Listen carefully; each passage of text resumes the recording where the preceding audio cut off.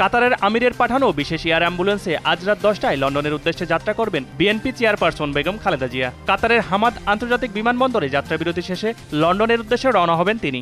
এ তথ্য নিশ্চিত করেছেন কাতারে নিযুক্ত বাংলাদেশি রাষ্ট্রদূত।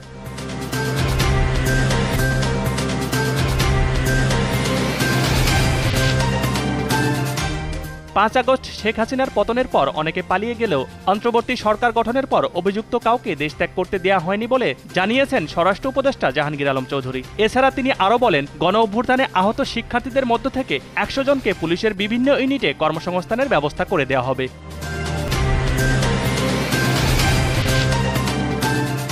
চীনের পাহাড়ি অঞ্চল তিব্বতে ভূমিকম্পে নিহতের সংখ্যা বেড়ে দাঁড়িয়েছে 95 জনে। 7.1 মাত্রার শক্তিশালী ভূমিকম্প আঘাত হানে দেশটিতে। এতে আহত হয়েছেন আরও অন্তত 62 জন।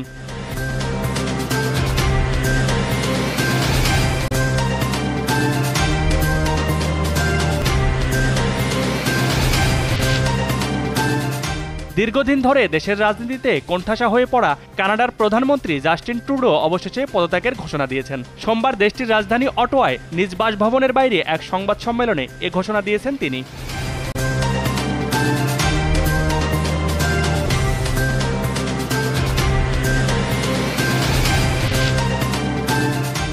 শুভ জন্মদিন বাংলাদেশ ক্রিকেট। 1977 সালের 7 জানুয়ারি প্রয়াত শামীম কবিরের অধিনায়কত্বে ঢাকা স্টেডিয়ামে মেলবোর্ন ক্রিকেট ক্লাবের বিপক্ষে 3 দিনের ম্যাচ খেলেছিল বাংলাদেশ ক্রিকেট দল। প্রথমবারের মতো কোনো দলের বিপক্ষে বাংলাদেশ নামে খেলেন দেশের ক্রিকেটাররা।